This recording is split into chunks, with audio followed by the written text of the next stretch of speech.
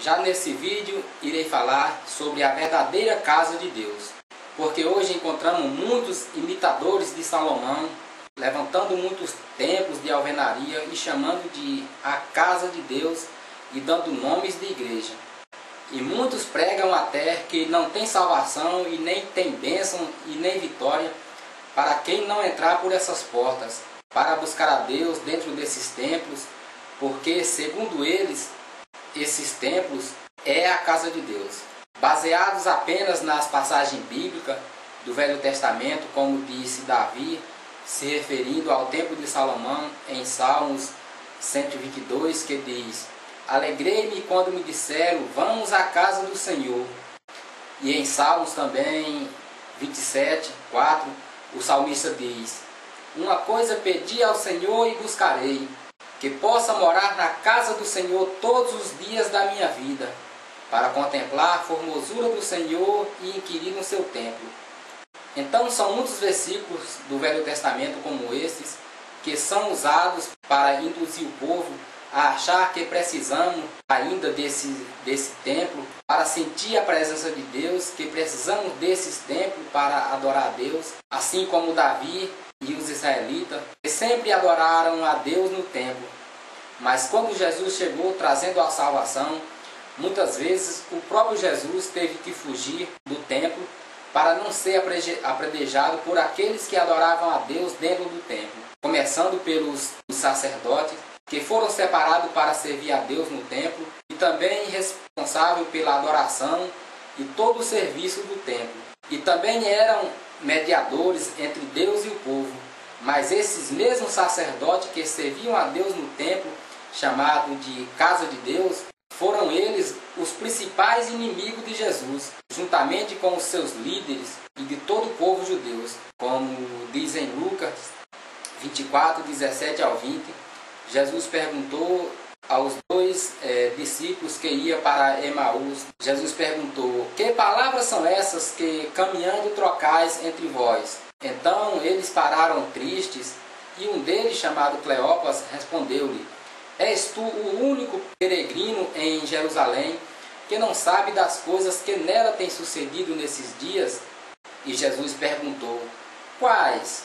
Disseram eles: as que dizem respeito a Jesus, o Nazareno, o profeta, poderoso em obras e palavras, diante de todo o povo e diante de Deus. E como os principais sacerdotes e as nossas autoridades, ou seja, os nossos líderes, entregaram para ser condenado à morte e crucificaram. E em Mateus 27, versículo 1 diz: ora, chegando amanhã, todos os principais sacerdotes e os anciões do povo, ou seja, os guias do povo, os líderes do povo, entraram em conselho contra Jesus para o matarem. Então, os próprios sacerdotes que adoravam a Deus no templo de Salomão, chamado de casa de Deus, foi os mesmos que perseguiram Jesus e mataram, como está escrito no versículo 20, que diz: e como os principais sacerdotes e as nossas autoridades entregaram para ser condenado à morte e o crucificaram. E em Mateus 26, 59 diz: ora, os principais sacerdotes e todo o sinédrio buscavam falso testemunha contra Jesus para poderem entregá-lo à morte. Portanto, eu também concordo que esses templos, ou seja, essas igrejas que são construídas, esses templos, é muito útil para nós. E não sou contra a construção de um local como esses, pois é um local onde nos reunimos, congregamos, cultuamos e louvamos a Deus. Até porque na minha e na sua casa não acomodaria tanta gente.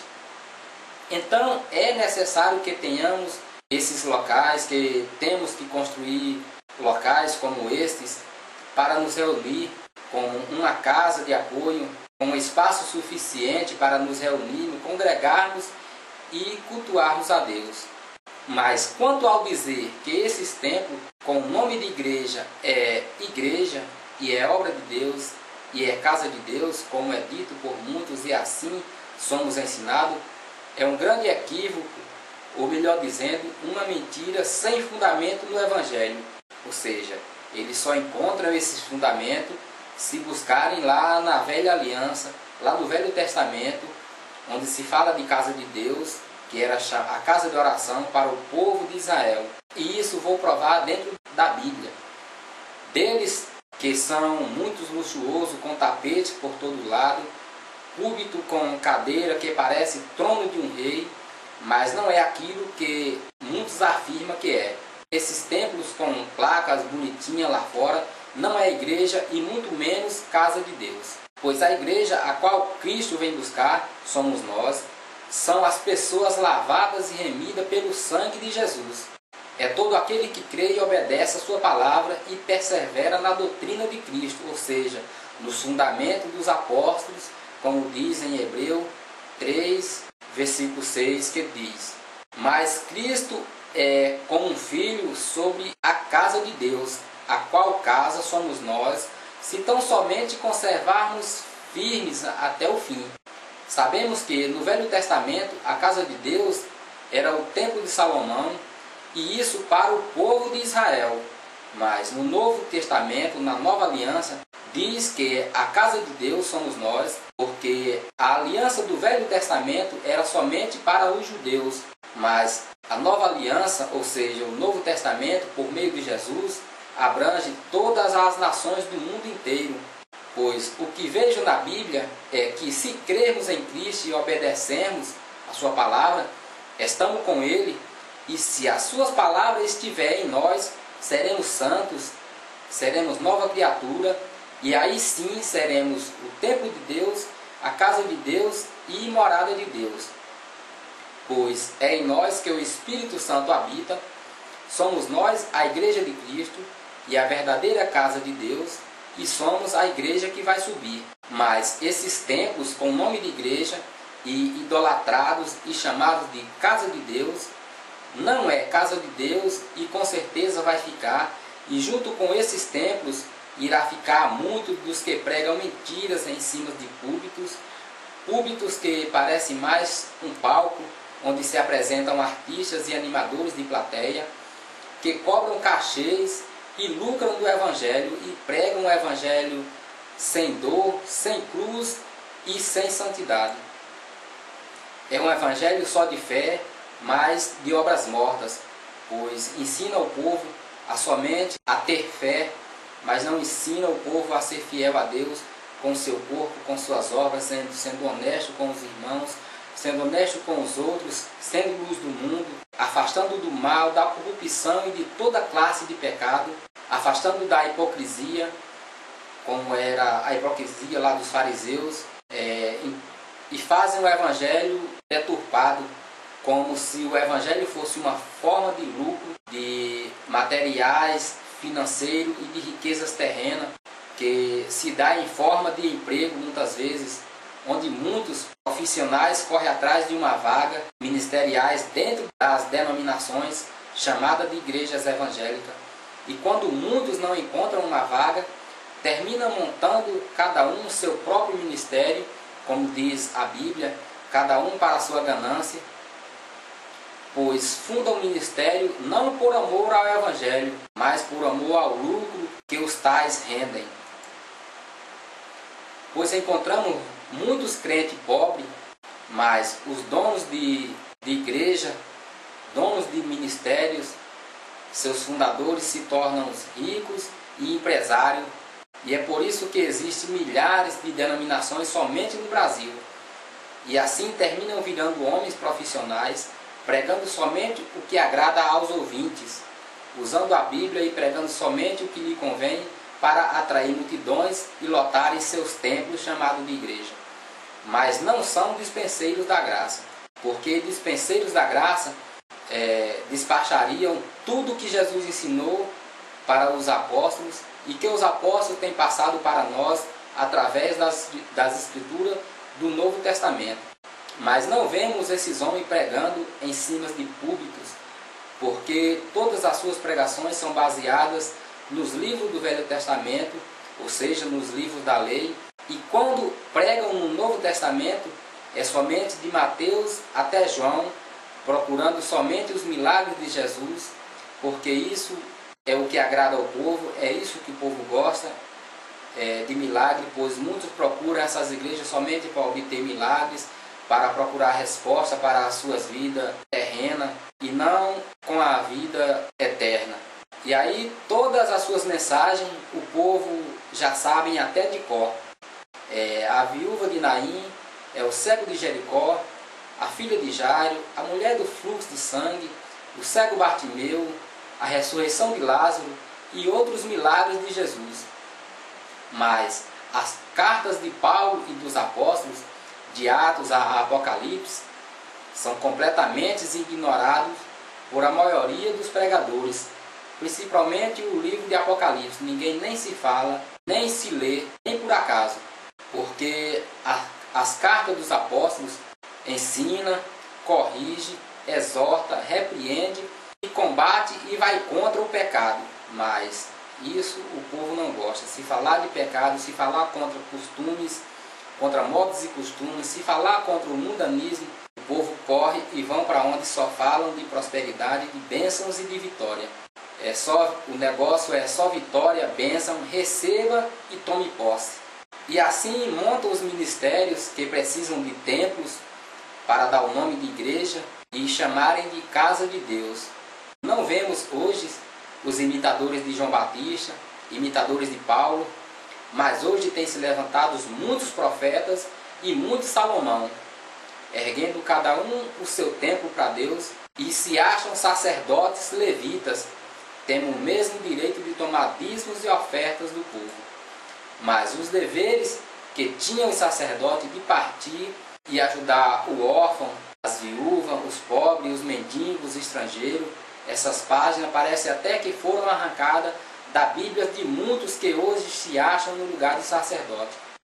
Como se hoje parou de existir essa classe de pessoas, como o pobre, o órfão, a viúva, o mendigo, como se não tivesse um irmão pobre e carente, até mesmo doente e precisando de ajuda, onde muitas vezes essas pessoas estão até mesmo presentes nos cultos dentro desses templos chamados de igreja e casa de Deus. Pois a pobreza hoje e a carência dos irmãos necessitados são completamente ignorados dentro do meio evangélico, pela hipocrisia de muitos intitulados homens de Deus, que apenas oram pelos que são necessitados e profetizam a bênção e a vitória e mandam que creia e espere em Deus, mas não praticam o amor e nem pregam o amor ao próximo, porque para ele praticar o amor tem que gastar do seu sustento, do seu suor para ajudar o próximo. E se pregarem isso para o povo não levarão mais o seu dinheiro para a igreja, para os templos, porque irão fazer isso com os pobres e com os necessitados. Hoje o que vemos dentro desses templos é a mais pura hipocrisia, porque o dízimo e tudo que era dado para Deus, que eram recolhidos pelos sacerdotes e levado para a tesouraria do templo de Salomão, que era o dízimo da colheita, das lavouras, o dízimo do gado e de todo o rebanho, o dízimo do moço, do vinho e do azeite, era dividido com várias classes de pessoas, como os sacerdotes, os levitas, os pobres, os órfãos, as viúvas, os estrangeiros, até mesmo os porteiros e os cantores, e todos os necessitados.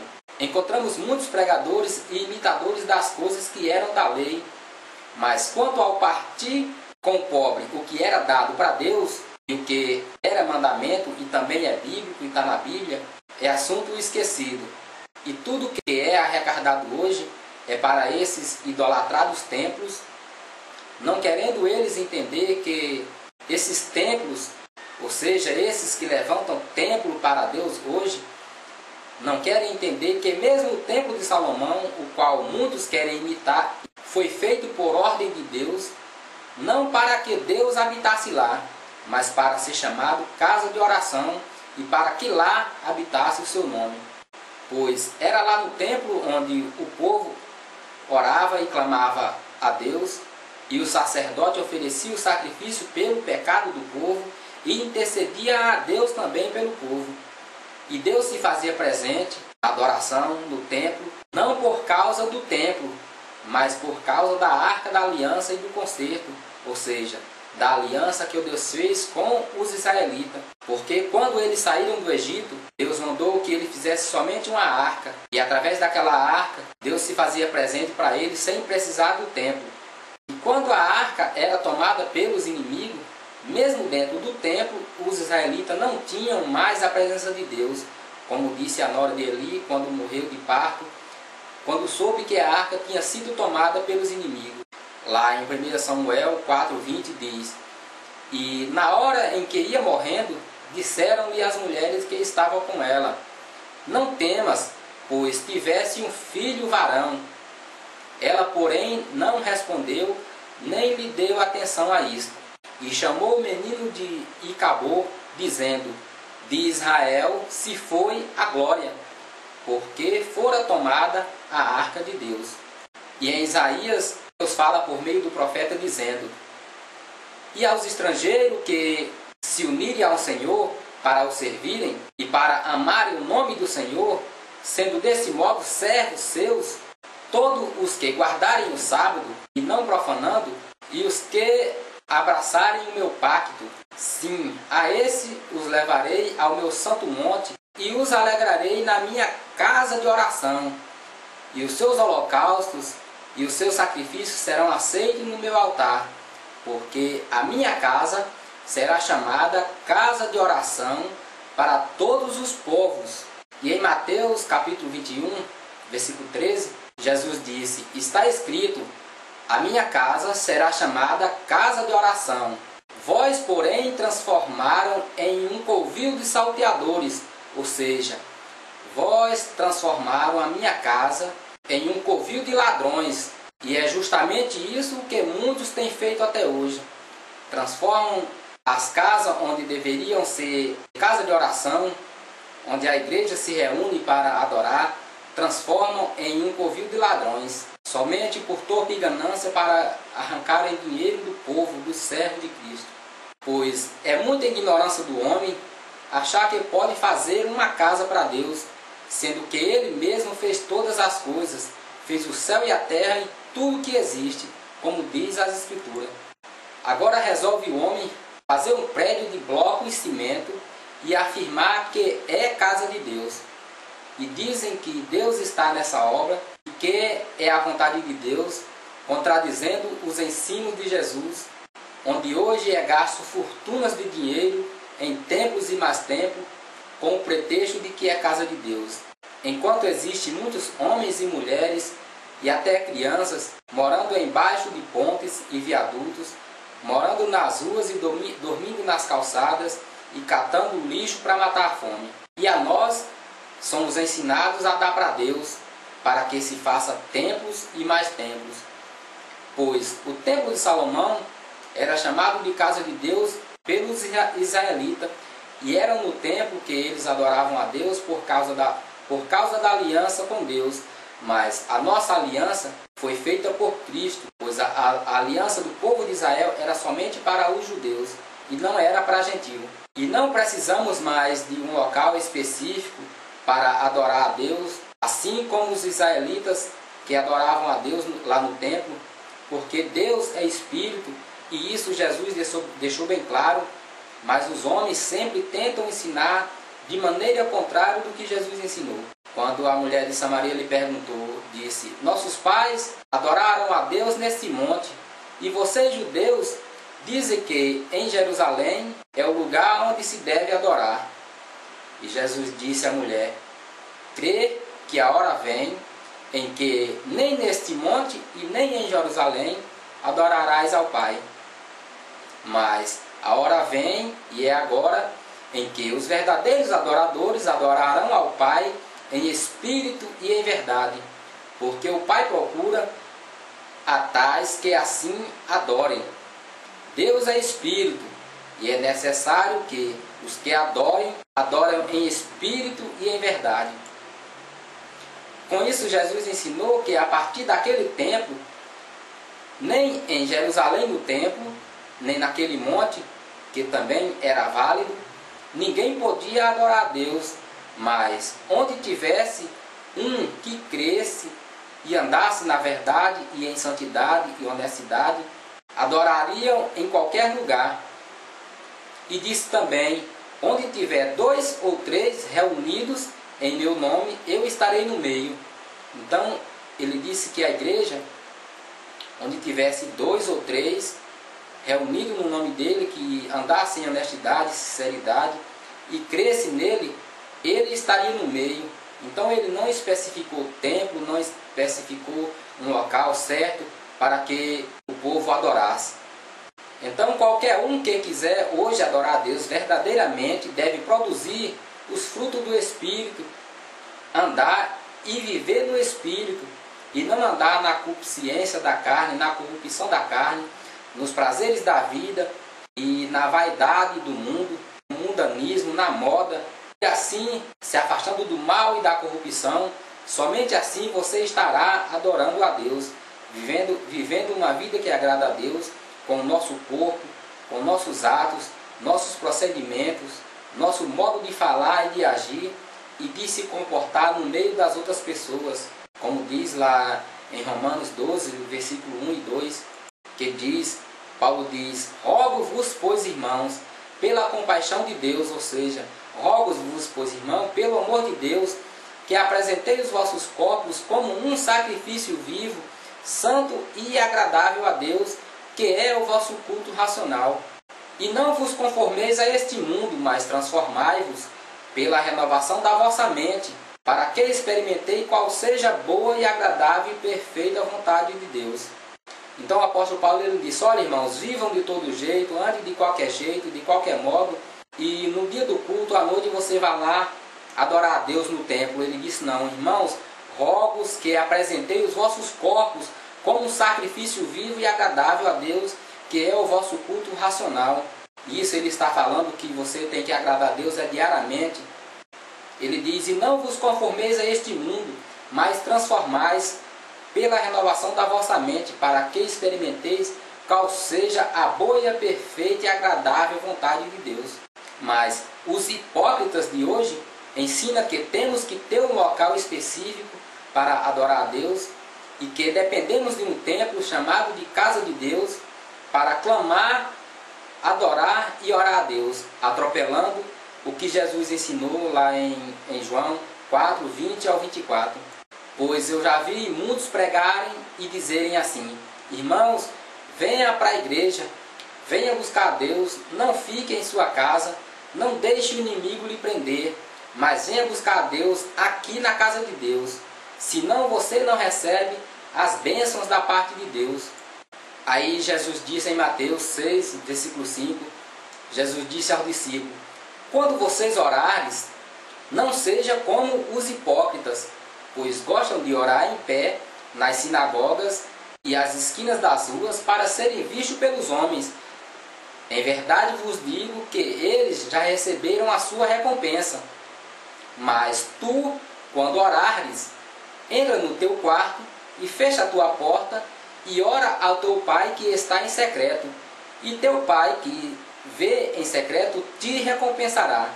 Então veja quem está ensinando a maneira certa, se foi Cristo que morreu por nós, ou se são os homens que inventam suas doutrinas para aplicar em suas denominações e fazer com que o povo obedeça. E sobre os templos, que são chamados de casas de Deus, até mesmo o templo de Salomão, o qual hoje não existe mais, segue-se apenas imitações, a qual Jesus nunca mandou que fizesse, além de Salomão, que foi mandado construir um templo para Deus e mais ninguém. Mas a própria Bíblia nos alerta sobre esse erro do homem querer fazer um templo para Deus, desde Isaías 66, versículo 1 e 2, que diz: assim diz o Senhor, o céu é o meu trono e a terra é o escabelo dos meus pés. Que casa me edificarei vós? E qual lugar seria do meu descanso? A minha mão fez todas as coisas, e assim todas elas vieram a existir, diz o Senhor. Mas sois vós para quem olharei, para o humilde e contrito de espírito, que treme da minha palavra. Então Deus disse a Isaías: o céu é o meu trono, e a terra é o escabelo dos meus pés. Ou seja, o céu é a minha morada, e o planeta Terra é apenas um banquinho, onde eu descanso os meus pés. Aí ele disse: que casa podem vocês fazer para mim? sendo que a minha mão fez todas as coisas.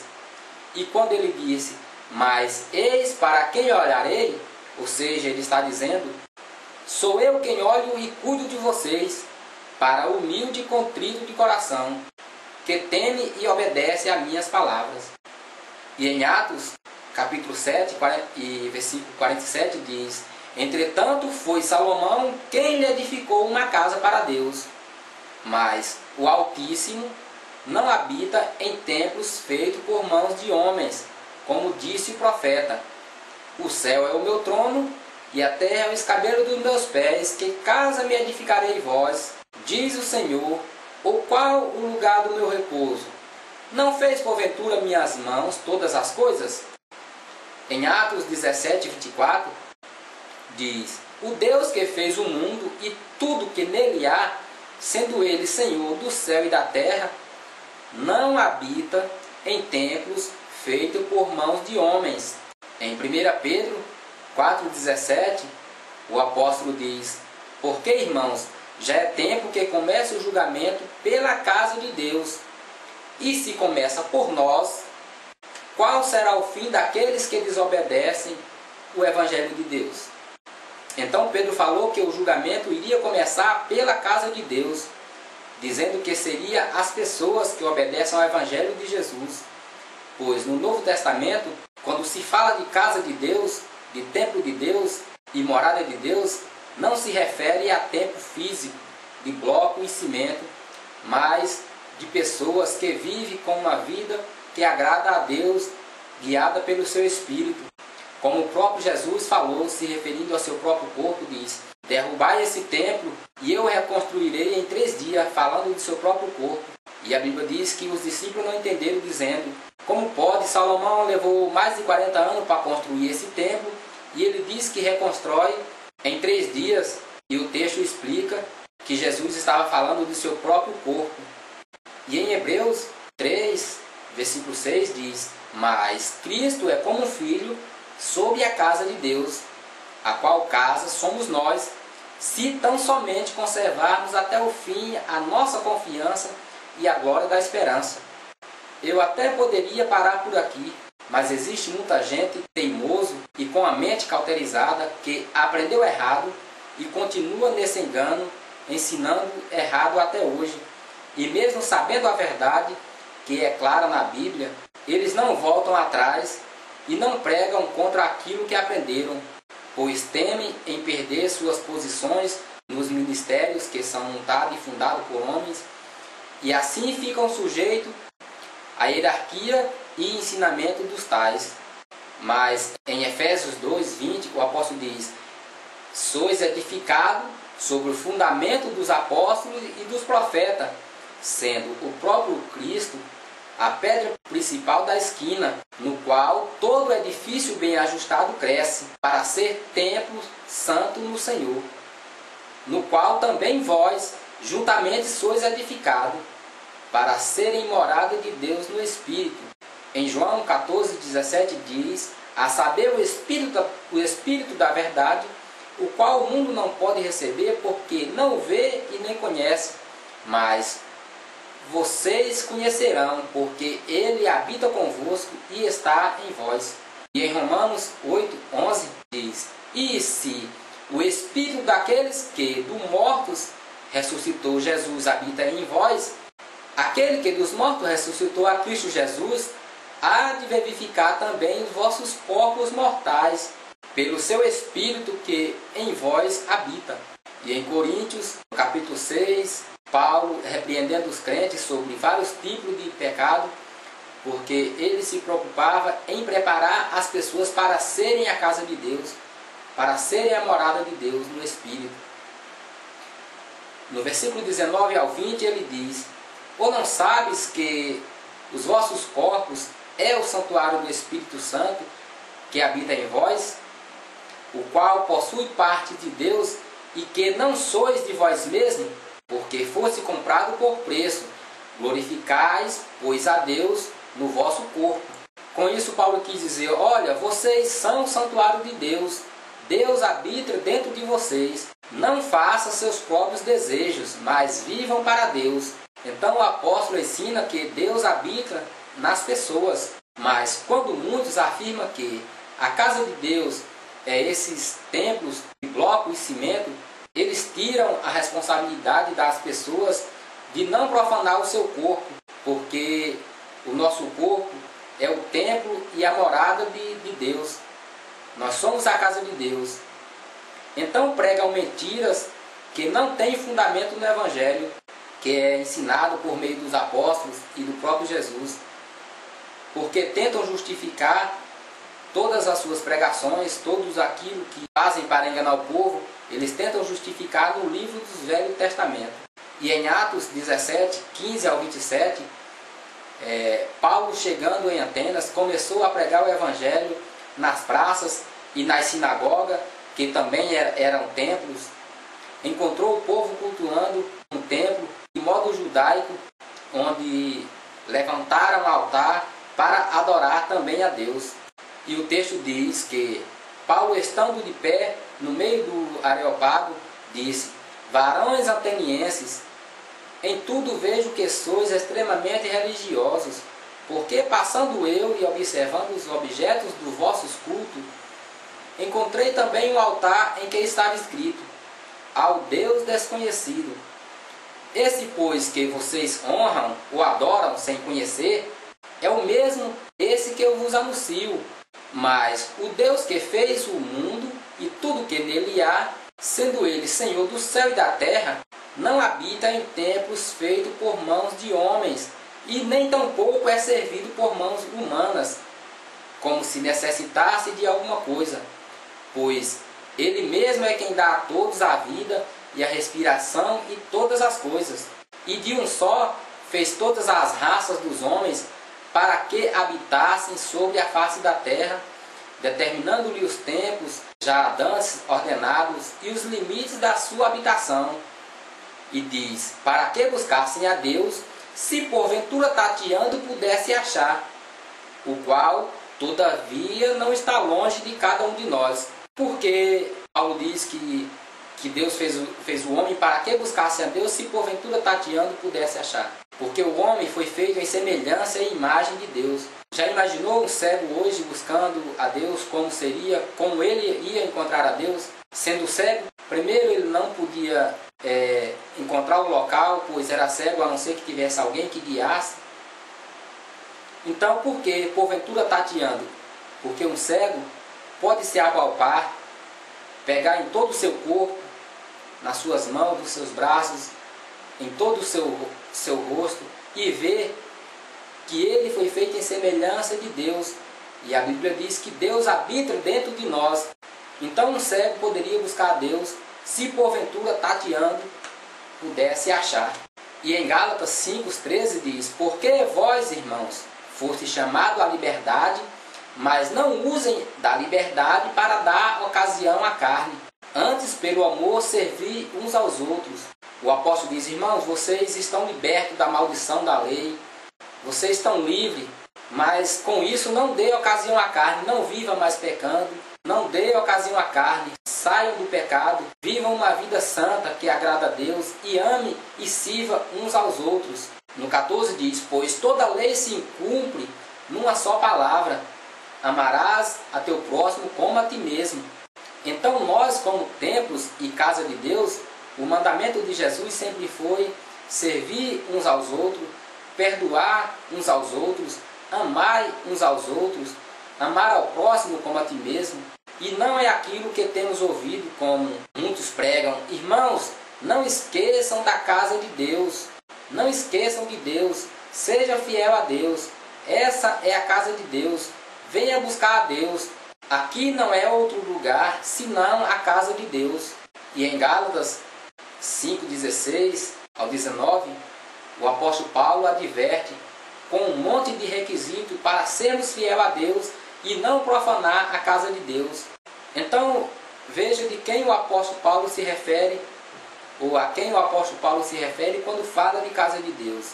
Se é a templo de tijolo, como o templo de Salomão e as igrejas que têm nome de casa de Deus, ou se é das pessoas que Paulo está falando. Vamos ver o texto. Em 1 Coríntios 3, 16 ao 17 diz: Não sabes vós que sois os santuários de Deus e que o Espírito de Deus habita em vós? Se alguém destruir o santuário de Deus, Deus o destruirá, porque sagrado é o santuário de Deus que sois vós. Então o apóstolo Paulo diz: Irmãos, não se engane. Vocês não sabem que o corpo de vocês são o santuário de Deus?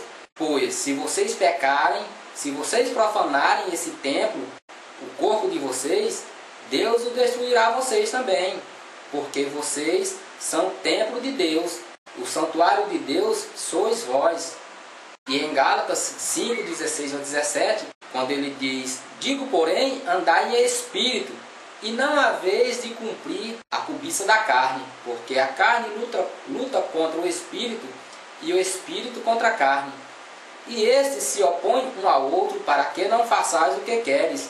Mas, se vocês são guiados pelo espírito, vocês não estão mais debaixo da lei. Aí ele diz: Ora, as obras da carne são bem conhecidas, as quais são a prostituição, a impureza, a lascívia, a idolatria, a feitiçaria, as inimizades, as contendas, os ciúmes, as iras, as facções, as dissensões, os partidos, as invejas, as bebedices, as orgias, as avarezas, as fornicações, o roubo e a mentira. Aí o apóstolo Paulo termina dizendo: Os que praticam essas coisas não herdarão o reino de Deus. Então, nós, como verdadeiro templo, casa de Deus, devemos praticar a fé, a bondade, o amor, a misericórdia, a justiça e a verdade. E falando sobre igreja, na Bíblia, em muitos lugares fala de igreja. Mas será que quando fala de igreja, está se referindo a templos de tijolo ou a instituições? Ou será que está falando de pessoas? Vamos ver alguns textos e entender. Em Atos capítulo 8, versículo 1, diz: Naquele dia levantou-se grande perseguição contra a igreja. Como você pode ver, naquele tempo, os apóstolos não tinham levantado impérios, não tinham levantado nenhuma igreja, mas já tinha perseguição contra a igreja, porque as igrejas aqui eram as pessoas e não há templos. Vamos ver mais na frente. Naquele dia se levantou-se grande perseguição contra a igreja que estava em Jerusalém. E todos, exceto os apóstolos, foram dispersos para a região da Judéia e de Samaria. E em Atos 8:3 diz: Saulo, porém, assolava a igreja, entrando pelas casas e arrastando homens e mulheres, e os entregava na prisão. Vemos Herodes manda matar Tiago à espada, e a Bíblia diz que isso agradou os judeus, que eram aqueles que adoravam a Deus no templo, se agradaram da morte de Tiago. Assim também como eles mataram a Jesus, agora mataram a Tiago. E a Bíblia diz que isso agradou aos judeus. Então Herodes mandou também Pedro para a prisão para que fosse morto no dia seguinte. Mas a Bíblia diz que a igreja orava e intercedia a Deus por Pedro. Em Atos 12:5 diz: Pedro, pois, estava guardado na prisão, mas a igreja orava com insistência a Deus por ele. No capítulo 12 diz que Pedro, saindo da prisão, vai direto para onde a igreja estava orando. Vamos ver o texto e ver aonde a igreja estava orando. Atos 12, no capítulo 11 diz: Pedro então, tornando a si, disse: Agora sei verdadeiramente que o Senhor enviou o seu anjo e me livrou das mãos de Herodes e de todas as expectativas do povo judeu. E depois de assim refletir, foi à casa de Maria, mãe de João, que tem por sobrenome Marcos, onde muitas pessoas estavam reunidas e oravam. Então, como você pode ver, a igreja, que eram as pessoas, estavam reunidas na casa da irmã Maria. Então, chegando Paulo em Antioquia, um dia encontrou os próprios judeus fazendo confusão na cabeça dos crentes e dizendo que eles não podiam ser salvos se não praticassem a circuncisão segundo a lei de Moisés. E o próprio Paulo rebateu e discutiu com eles. E o texto diz em Atos 15 verso 1 que diz: Então alguns que tinham descido da Judéia, que eram os próprios judeus que se converteram a Jesus, ainda seguiam a lei e ensinavam aos irmãos: se não vos considerardes segundo o rito de Moisés, não podereis ser salvos, tendo Paulo e Bernabé contendas e não pequena discussão com ele. Então os irmãos resolveram que Paulo e Bernabé e mais algum dentre eles subisse a Jerusalém para irem aos apóstolos e aos presbíteros por causa dessa questão. Eles, pois, sendo acompanhados pela igreja por um trecho do caminho, passavam pela Fenícia e pela Samaria, contando a convenção dos gentios, e davam grande alegria a todos os irmãos. Então, como você pode ver, no verso 3 diz que Paulo ia de Antioquia para Jerusalém com alguns irmãos, e a igreja, que eram as pessoas, acompanhavam ele pelo caminho. É interessante que a igreja lá, a igreja caminhava, era uma igreja que andava, uma igreja que caminha, era a igreja que orava.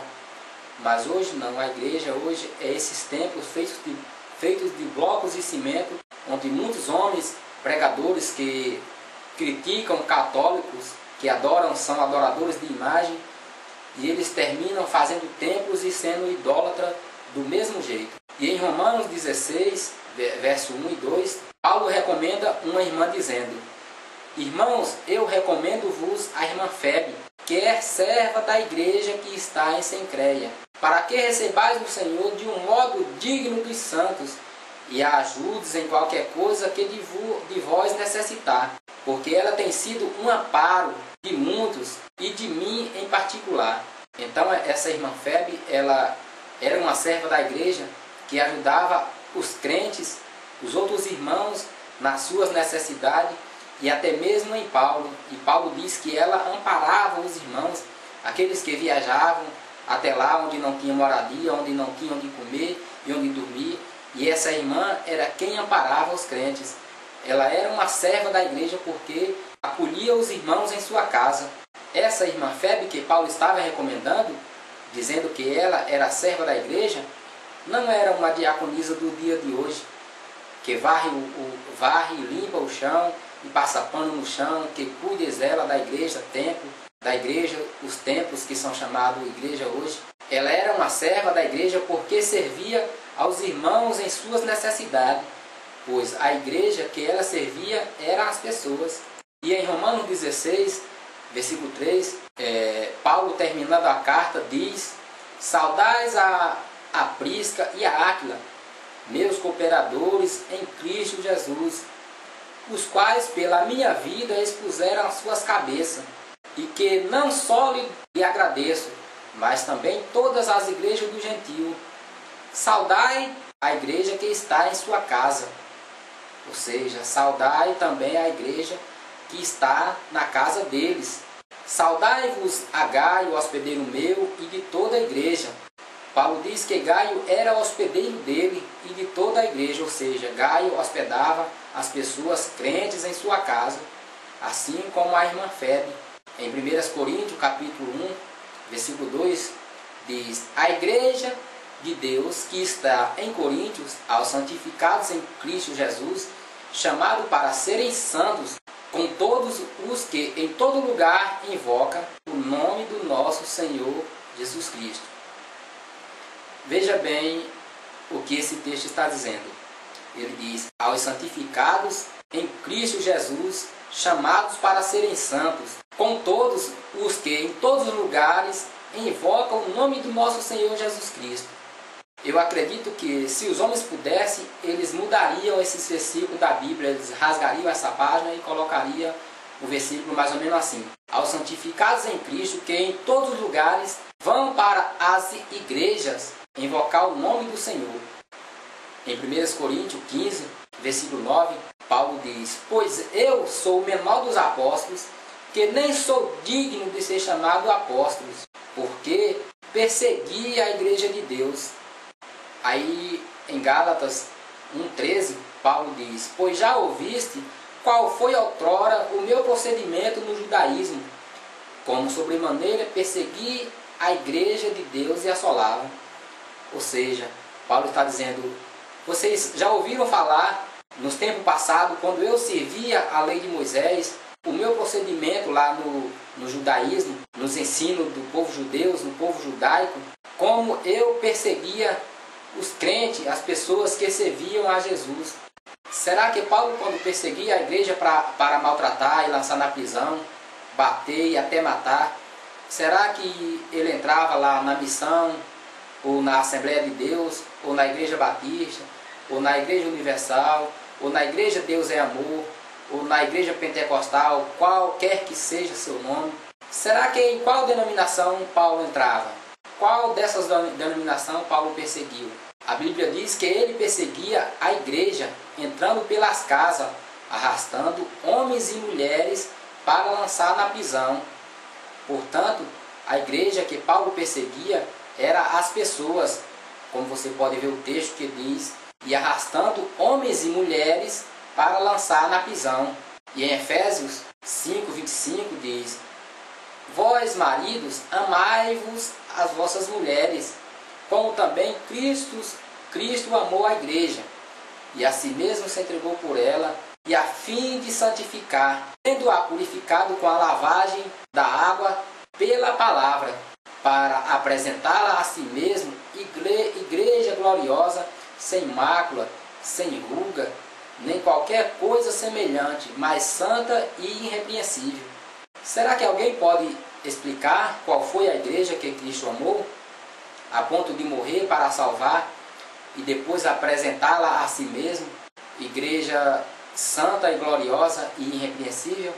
Em Colossenses, capítulo 1, versículo 24, diz: agora me regozijo no meio dos meus sofrimentos por vós. O apóstolo Paulo dizendo: e cumpro na minha carne o que resta das aflições de Cristo, por amor do seu corpo, que é a igreja.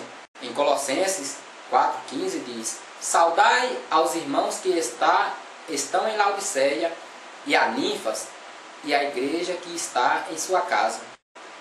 A carta de Paulo a Filemon, Paulo diz: Paulo, prisioneiro de Cristo Jesus, e o irmão Timóteo, ao amado Filemon, nosso companheiro de trabalho, e a nossa irmã Áfia e a Arquipo, nosso companheiro de luta, e a igreja que está em sua casa.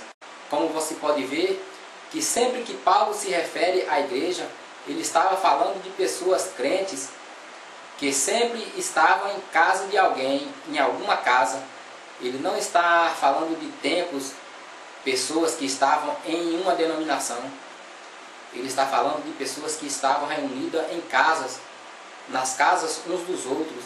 Está falando da verdadeira igreja de Cristo, que se reunia nas casas. Como diz em Colossenses: saudais aos irmãos que está em Laodiceia, saúde também a Ninfas e a igreja que está em sua casa.